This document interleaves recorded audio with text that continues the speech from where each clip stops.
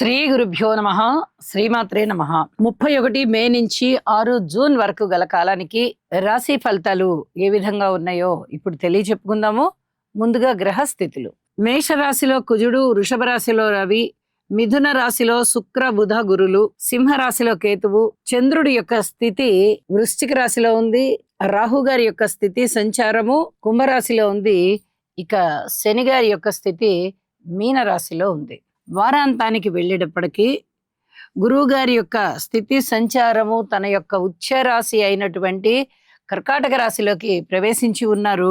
అలాగే చంద్రుడి యొక్క గమనము కుంభరాశిలోకి వచ్చి రాహుతో కూడి ఉన్నది. గ్రహస్థితులు ఈ విధంగా ఉండగా గ్రహ సమ్మేళనాల యొక్క ఫలితాలు ఏ విధంగా ఉన్నాయి అంటే ఇక్కడ చూడండి, గురు శుక్ర బుధులు. గురు శుక్ర అనంగానే అది చక్కటి ధనయోగం, శుభయోగం.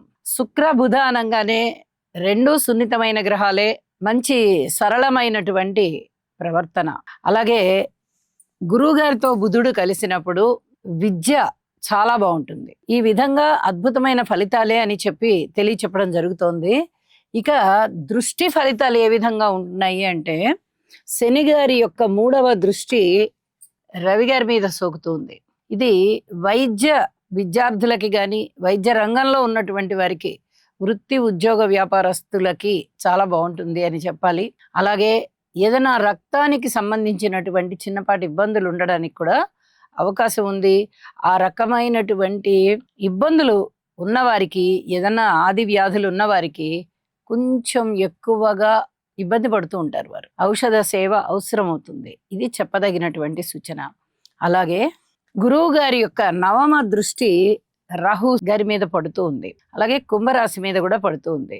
ఇది ఈ నాస్తిక భావాల విషయంలో చాలా బాగా పనిచేస్తూ ఉంటుంది. తగ్గడానికి అవకాశం ఉందన్నమాట. ఒక్కొక్కసారి పెరగడానికి కూడా అవకాశం ఉంది. అయితే ఇది ఎప్పుడెప్పుడు ప్రభావం చూపిస్తుంది అనేది రాసుల్లో చెప్పుకుందాము. ఇక వారాంతానికి వెళ్ళేటప్పటికి చంద్రుని యొక్క గమనం రాహుతో ఉంది. ఇది అంత పూర్తిగా మంచిది కాదు అని తెలియచెప్పడం జరుగుతోంది. మగత, మత్తు ఇలాంటి లక్షణాలు ఎక్కువ అవుతాయి. ఆ సంబంధి పదార్థాలు కూడా, ఏ వస్తువులు తింటే, ఏ ద్రావకాలు తాగితే ఈ మగతకి మత్తుకి సంబంధించినటువంటి స్థితి ఉంటుందో అలాంటివి కొంచెం ఎక్కువగా వినియోగానికి సంబంధించి ఉంటాయి అని తెలియజేస్తున్నాను. ఇక గురువు గారి యొక్క సంచారం మారింది కాబట్టి గురువు గారి యొక్క అద్భుతమైనటువంటి గమనం అండి. ఈ కర్కాటక రాశిలో ఉన్నంత కాలము కూడా తన యొక్క ఉచ్చ స్థితిలో 5 డిగ్రీలలో పరమోచ్చలో ఉంటారు. చాలా అద్భుతమైనటువంటి ఫలితాలు కనిపిస్తూ ఉంటాయి. ఇంచుమించుగా అన్ని రాశుల వాళ్ళకి బాగానే ఉంటుంది. కొన్ని రాశులకి ఇబ్బందికరమైన ఫలితాలు ఉంటూ ఉన్నప్పటికీ కూడా గురువు గారు చెడు చేయరు. కాబట్టి గురుగ్రహ స్తోత్రాలు రిపీట్ ప్రతి ఒక్కరూ పఠించండి. ఇవి చాలా చాలా చెప్పదగ్గ సూచన. అలాగే ఆదిత్య హృదయ పఠన కూడా తప్పనిసరిగా చేయండి. దుర్గ పూజ చేయండి. ఇది ప్రతి రాశి వారు పాటించవలసినటువంటి ప్రధాన నియమంగా తెలియజేస్తున్నాను. ఇక రాశుల్లోకి వెళ్దాము. కుంభరాశి వారికి ఈ వారం రోజుల కాలాన్ని పరిశీలన చేస్తూ ఉన్నట్లయితే తృతీయ స్థానంలో కుజుడు ఉన్నారండి. పంచమ స్థానంలో శుక్రాచార్యుల వారు ఉన్నారు. గురువు గారు కూడా ఉన్నారు. దశమ స్థానంలో చంద్రుడు ఉన్నారు. అంటే వెరసి 4 గ్రహాల యొక్క పూర్తిగా శుభప్రదమైన ఫలితాలు కూడా వీరికి ఉన్నాయి. ఏలినాటి శని జరుగుతూ ఉన్నప్పుడు గురువు గారి యొక్క ఫలితాలు అనుకూలంగా ఉన్నాయి అంటే, గురు బలం బాగుంది అంటే అది ఇంకా మాటలైన విషయం కాదు. అయితే ఈ వారం ఏం జరుగుతోందంటే, వారం ప్రారంభమైనటువంటి 2 రోజుల కాలంలోనే గురువు గారి యొక్క సంచారము 6వ స్థానంలోకి వెళ్తోంది.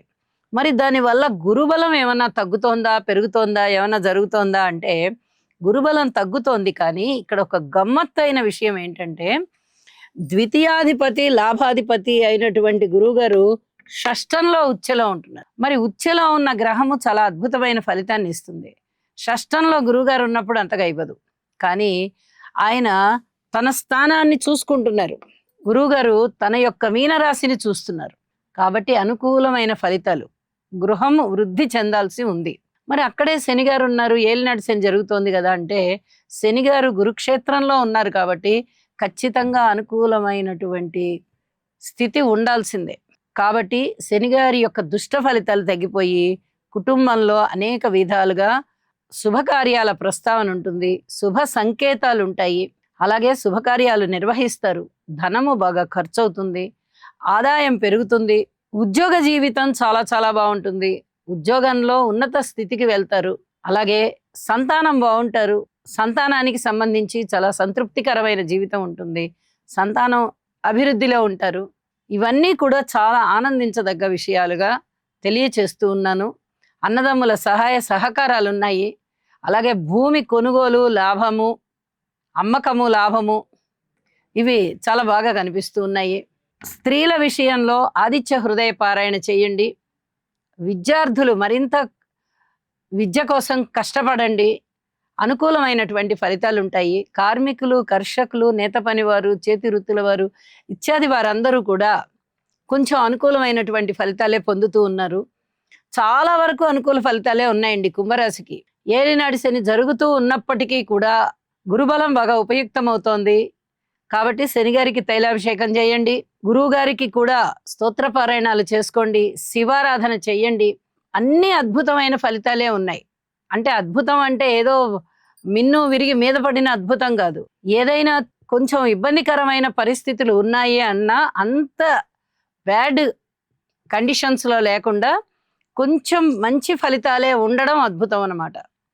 ఇది మనసుకి గుర్తు పెట్టుకోండి అని చెప్పి తెలియజేస్తూ, చెప్పిన పరిహారాలు చేసుకోండి, మరింత అద్భుతంగా ఉంటుంది, మరింత మానసిక ప్రశాంతత ఉంటుంది.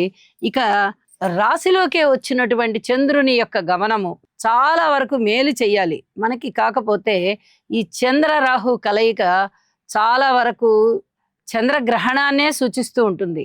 ఇక్కడ చంద్రగ్రహణం కాదు, కానీ కొంచెం మగతగా మత్తుగా ఉండేటటువంటి పరిస్థితులు ఉండడానికి అవకాశం ఉంది. కాబట్టి కొంచెం జాగరూకతతో ఉండండి, ఇది చెప్పదగినటువంటి సూచనగా తెలియచేస్తూ ఉన్నాను. శివారాధన చెయ్యండి, దుర్గ పూజ చెయ్యండి. భార్యాభర్తల అన్యోన్యత విషయంలో కానీ, పబ్లిక్ రిలేషన్స్ విషయంలో కానీ కొంచెం జాగ్రత్తలతో కూడి ఉండండి. ఇక ఆ తదుపరి భగవతేచ్ఛ అని చెప్పి దైవం మీద భారం వేయండి. మీ ప్రయత్నాలు మీరు చెయ్యండి, ప్రశాంత చిత్తంతో ఉండండి. శుభం. గురుగ్రహ అనుకూలత కొరకు దేవానాం చ ఋషీణాం చ గురుం కాంచన సన్నిభం బుద్ధిమంతం త్రిలోకేశం తం నమామి బృహస్పతిం. ఓం హ్రాం హ్రీం హ్రౌం సహ బృహస్పతయే నమః.